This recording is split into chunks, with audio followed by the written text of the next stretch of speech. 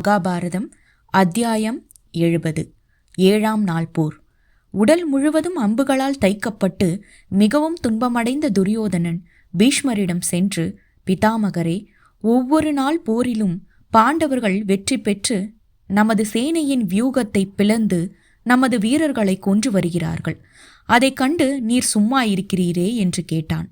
மனக்கவலையுடன் இவ்வாறு கேட்ட துரியோதனனுக்கு ஆறுதல் கூறும் விதமாக பீஷ்மர், துரியோதனா, நானும் துரோணரும் சல்லியனும் கிருத்தவர்மாவும் அசுவத்தாமவும் விகர்ணனும் பகதத்தனும் சகுனியும் அவந்தி தேசத்து சகோதரர்களும் மகத தேச ராஜனும் கிருபரும் உன் பொருட்டு போரில் எங்கள் உயிரை விடவும் தயாராக உள்ளோம். அவ்வாறு இருக்கும்போது நீ எதற்காக மனத்தளர்ச்சி கொள்கிறாய் என்று கூறி 7ஆம் நாள் போருக்காக தமது சேனையை அணிவகுத்தார். மேலும் அவர், துரியோதனா, ஆயிரக்கணக்கான ரதங்களும் குதிரைகளும் குதிரை வீரர்களும் யானைகளும் பிற தேசங்களிலிருந்து வாளேந்தி நிற்கும் காலாட்படைகளை கொண்டு இந்த பெரும் சேனையை நம்மால் தேவாதி தேவர்களையும் வெல்ல முடியும். அதனால் வீண் பயம் கொள்ள வேண்டாம் என்று கூறி அவனது காயங்களை ஆற்றும் சிறந்த மருந்துகளையும் அவனிடம் தந்தார். பீஷ்மர் தன்னிடம் தந்த மருந்துகளை தன் உடம்பில் பூசி அம்புகளால் உண்டான காயங்களை ஆற்றிக்கொண்டு உற்சாகமடைந்த போர்க்களத்திற்கு சென்றான். அன்று பீஷ்மர் கௌரவ சேனையை மண்டல வியூகமாக அமைத்தார்.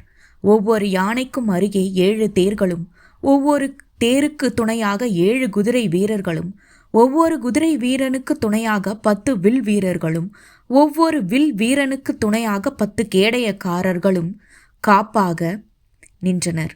அனைவருமே கவசம் பூண்டிருந்தனர். இத்தகைய பெரும் சேனையின் மையத்தில் இருந்த ரதத்தின் மேல் ஏறி நின்ற துரியோதனன் தேவேந்திரனை போன்று விளங்கினான். பாண்டவர் சேனையை தருமர் வஜ்ர வியூகமாக அணிவகுத்தார். அன்றைய தினம் போர்க்களத்தின் மூளை முடுக்குகளிலெல்லாம் இரு தரப்புக்கும் கடும் போர் நடந்தது.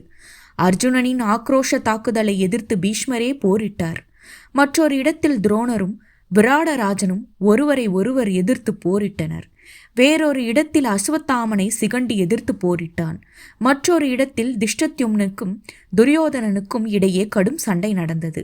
நகுலனும் சகாதேவனும் தங்கள் மாமனான சல்லியனை எதிர்த்து போரிட்டனர். அவந்தி நாட்டு மன்னர்கள் யுதாமன்யுவை எதிர்த்தனர்.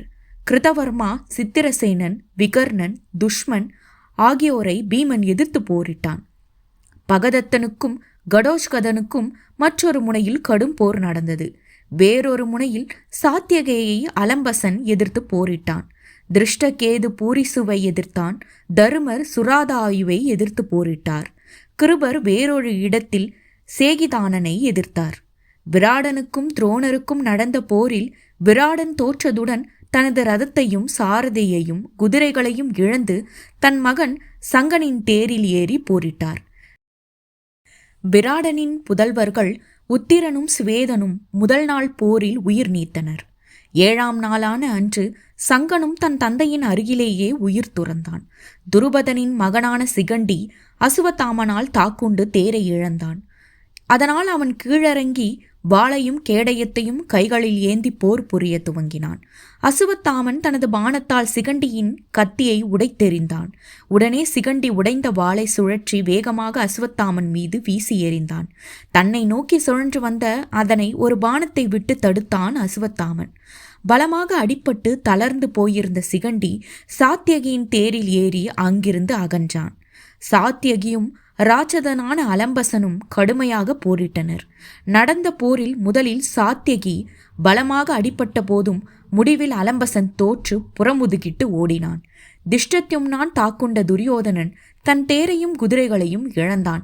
இதனால் தனது வாளை ஏந்தியவாறு கீழே குதித்த துரியோதனன் வேகமாக திருஷ்டத்யும்னை எதிர்த்து போரிட சென்றான். அப்போது அங்கு வந்த சகுனி தனது ரதத்தில் அவனை ஏற்றிக்கொண்டு அங்கிருந்து அகன்றான். மற்றொரு இடத்தில் கிருதவர்மன் பீமனை பலமாக தாக்கி போரிட்டான். ஆனால் அப்போரில் தோல்வியுற்றான். உடலெங்கும் அம்புகளால் தைக்கப்பட்டு முள்ளம்பன்றியை போன்று தோற்றமளித்த கிருதவர்மா தன் குதிரைகளையும் தேரையும் இழந்ததோடு தனது தோல்வியை ஒப்புக்கொண்டு சகுனியின் தேரை நோக்கி ஓடினான். அவந்தி நாட்டு சகோதரர்களான விந்தனும் அணுவிந்தனும் யுதான்மியை எதிர்த்து போரிட்டு தோல்வியுற்றனர். அவர்களது படைகளும் சின்னாபின்னமாகியது. கடோத்கஜனை பகதத்தன் தன் யானை மீதேறி எதிர்த்து பெரும் வெற்றி பெற்றனர். உடனிருந்த படையினரும் உயிரை காப்பாற்றிக் கொள்ளும் பயத்தில் புறமுதுகிட்டு ஓடினர். முடிவில் பகதந்தனை கடோத்கஜன் மட்டுமே தனியாக எதிர்த்து போரிட்டான். இருவருக்கும் கடும் போர் நடந்தது. இறுதியில் கடோத்கஜன் தோல்வி அடைந்து போர்க்களத்திலிருந்து தப்பி சென்றான். இதனை கண்டு கௌரவர் சேனை களிப்புற்றது. மற்றொரு புறத்தில் சல்லியனுக்கும் அவனது சகோதரி மக்களான நகுல சகோதரவர்களுக்கும் இடையே கடும் சண்டை நடந்தது. அந்த சண்டையில் நகுலனின் குதிரைகள் கொல்லப்பட்டன. இதனால் அவன் தன் சகோதரர்கள் சகாதேவனின் ரதத்தில் ஏறினான். இருவரும் தன் மாமனான சல்லியனை கடுமையாக எதிர்த்தனர். அப்போது சகாதேவனால் விடுக்கப்பட்ட அம்பு சல்லியனை மூச்சியடைய செய்தது. அதனால் சல்லியனின் சாரதி ரதத்தில் மெல்ல ஓரிடத்திற்கு ஓட்டி சென்றான். இவ்வாறு மந்திர தேசத்து மன்னவனான சல்லியன் போர்க்களத்திலிருந்து விலகி சென்றதை கண்ட கௌரவர் சேனை பயந்தது. நகுல சகோதரர்கள் வெற்றி சங்கங்களை ஊதியவாறு சல்லியனின் படையை பெருத்த நாசத்திற்கு உள்ளாக்கினர். மதியத்தில் தர்மபுத்திரர் கிருதாயவை நோக்கி தமது தேரை செலுத்தினார். அவர் எய்த அம்புகளை கிருதாயு தடுத்து 7 கூர்மையான அம்புகளை விடுத்து தருமனின் கவசத்தை தகர்த்தெறிந்து அவரை காயப்படுத்தினான். தருமர் இதனால் கடும் கோபம் கொண்டு சுரதாயுவின் மார்பில் ஆழத் தைக்குமாறு ஒரு கணையை செலுத்தினார். ஆம், அன்று தருமர் தனது இயல்பான மனநிலையிலிருந்து மாறுபட்டு கடும் கோபம் கொண்டிருந்தார். முடிவில் தனது ரதம், குதிரைகள், சாரதி என அனைத்தையும் இழந்த சுருதாயு போர்க்களத்தை விட்டு விரைந்தோடினான்.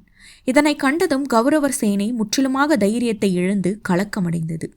கிருபரை எதிர்த்து போரிட்ட சேகிதானன் கிருபரது கடும் தாக்குதலால் தனது சாரதியையும் தேரையும் இழந்தான். அதனால் அவன் தனது கதாயுதத்தை எடுத்துக்கொண்டு கீழே இறங்கி கிருபரது சாரதியையும் குதிரைகளையும் தாக்கி கொன்றான். இதனால் கிருபர் தனது தேரை விட்டு கீழே இறங்கி தரையில் நின்றபடி தனது வில்லை வளைத்து சேகிதானன் மீது கணைகள் பலவற்றை எய்தார். அவை சேகிதானனை மிகவும் துன்புறுத்தின. ஆனால் சேகிதானன் மனம் தளராது தன் கதாயுதத்தை கிருபர் மீது வேகமாக வீசி எறிந்தான். தன்னை தாக்க வந்த அந்த கதாயுதத்தை கிருபர் தனது பானம் ஒன்றால் தடுத்து கீழே விழ செய்தார்.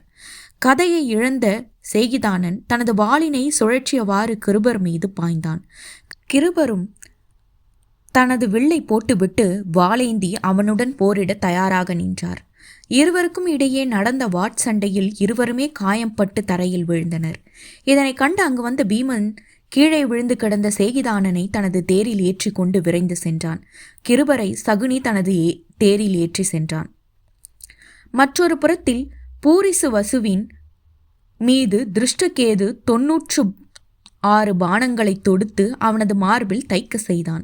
பிரகாசமான சூரியனைப் போன்று பூரிசிவசு தனது மார்பில் தைத்த பானங்களுடன் பிரகாசித்தான். அப்போதும் கூட விடாப்பிடியாக போரிட்டு திருஷ்டகேதுவை புறமுதுகிட்டு ஓடும்படியாக செய்தான். அபிமன்யுவுடன் போரிட்ட துரியோதனின் தம்பியர் 3 படுதோல்வி அடைந்தனர். அபிமன்யு அப்போது இவர்களை என் பெரியப்பன் பீமசேனன் கொல்வான் என்று சபதம் செய்துள்ளபடியால் இவர்கள் இன்று என்னிடமிருந்து பிழைத்தனர் என்று எண்ணி அங்கிருந்து விலகி சென்றான். அப்போது பீஷ்மர் அபிமன்யுவை தாக்க வேண்டி விரைந்து வந்தார். அதை கண்டதும் கிருஷ்ணரிடம் அர்ஜுனன், கிருஷ்ணா, நான் பீஷ்மரை தாக்க வேண்டும், ரதத்தை அவரிடம் செலுத்துவாய் என்று கூறினான். அதே சமயத்தில் மற்ற பாண்டவர்களும் அர்ஜுனனிடம் வந்து சேர்ந்தனர். பாண்டவர் 5 ஒன்றாக சேர்ந்து பீஷ்மரை தாக்க துவங்கினர். அவர்கள் 5 எதிர்த்து பீஷ்மர் போரிட துவங்கிய போது சூரியன் அஸ்தமனமாததால் போர் நிறுத்தப்பட்டது.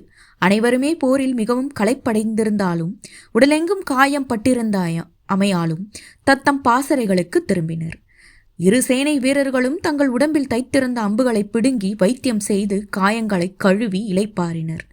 அனைவரும் ஒரு முகூர்த்த நேரத்துக்கு சங்கீத வாத்திய இசையை கேட்டு மகிழ்ந்து உல்லாசமாக இருந்தனர். அந்த ஒரு முகூர்த்த நேரம் அவர்களுக்கு ஸ்வர்கலோகத்தில் இருப்பது போல இருந்தது. அடுத்த அத்தியாயத்தை அடுத்த பதிவில் பார்க்கலாம். நன்றி.